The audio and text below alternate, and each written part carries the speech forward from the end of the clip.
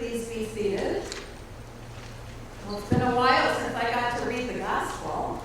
Glenn is out for probably the rest of the summer. He had knee surgery on Wednesday, and it went very well. So he is home recovering.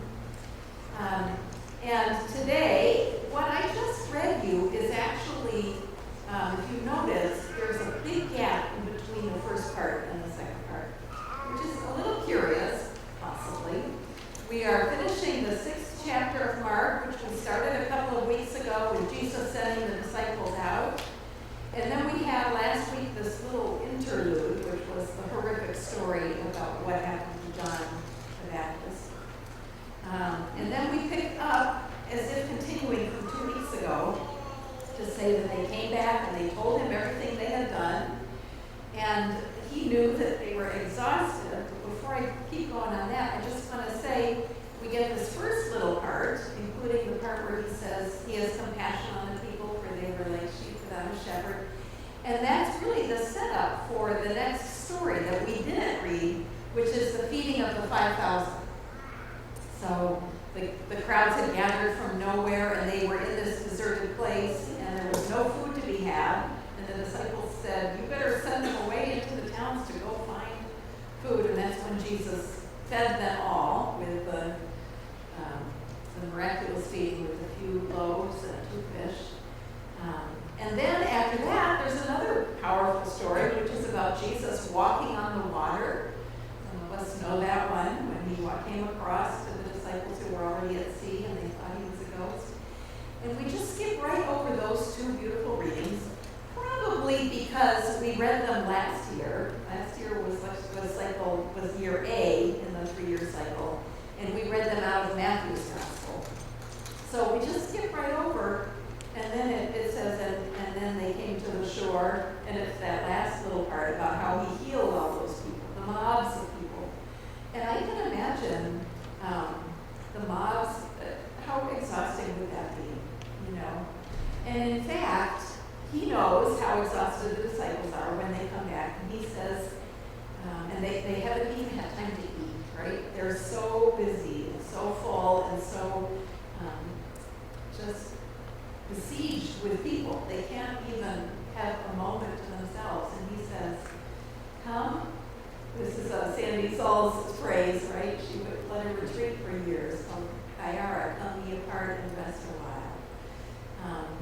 And it's a beautiful, beautiful, I love that verse. But of course, do they? Actually, doesn't seem like it.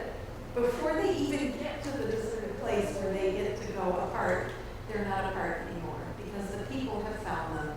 And the people are coming and meeting them.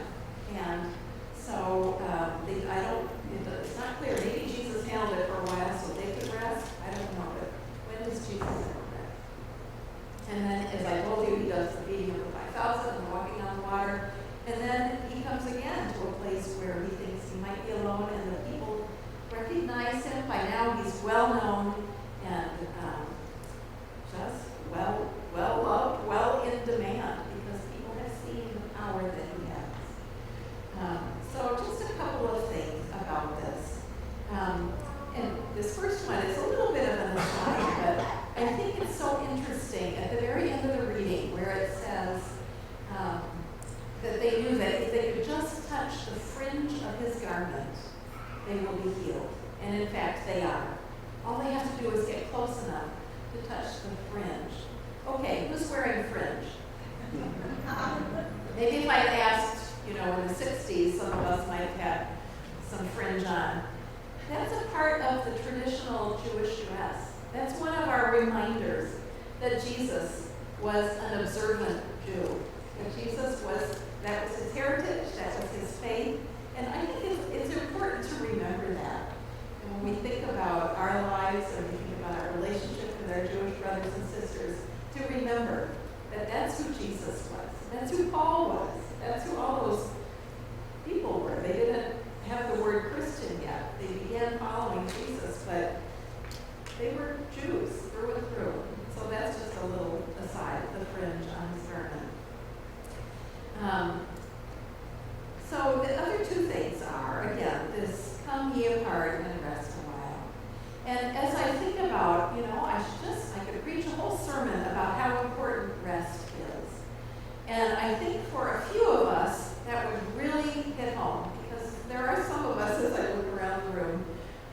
are busy all the time, right? They might have young children to take care of. They might be working 2 jobs. They might be,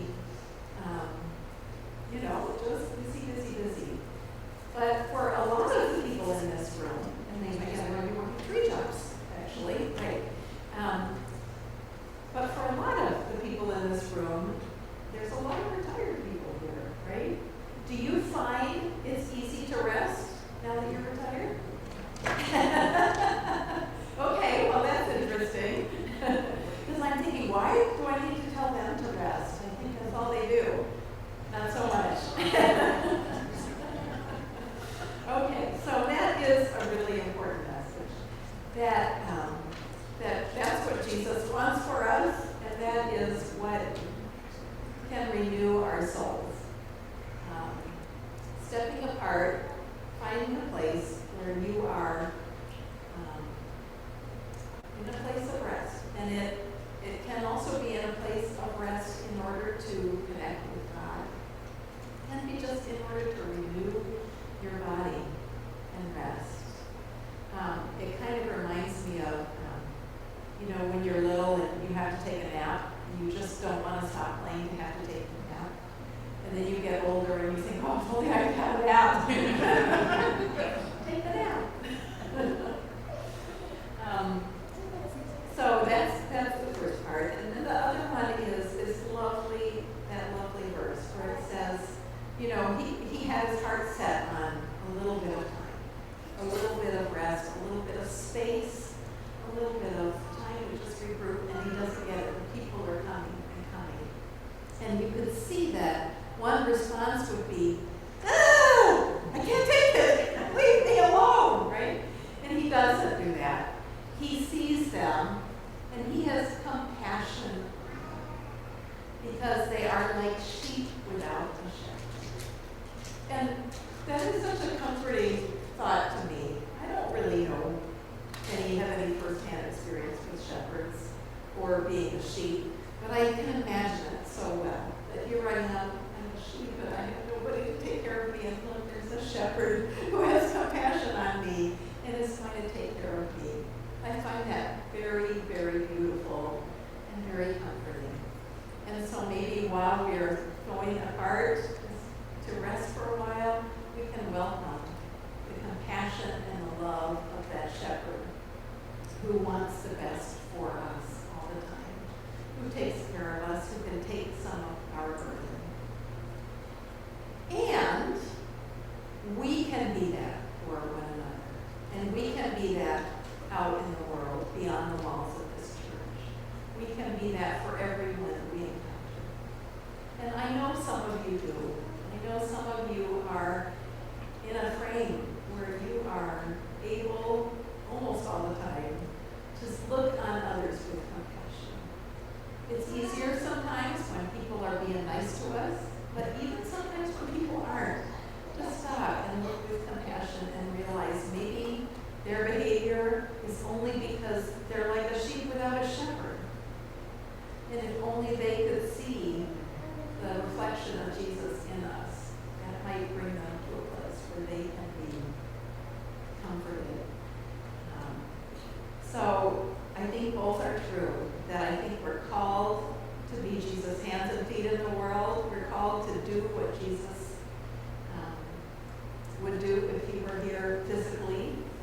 And we can count on the fact that Jesus is doing that for us. That Jesus is looking on us with compassion. That Jesus is never saying, I fed you yesterday, right?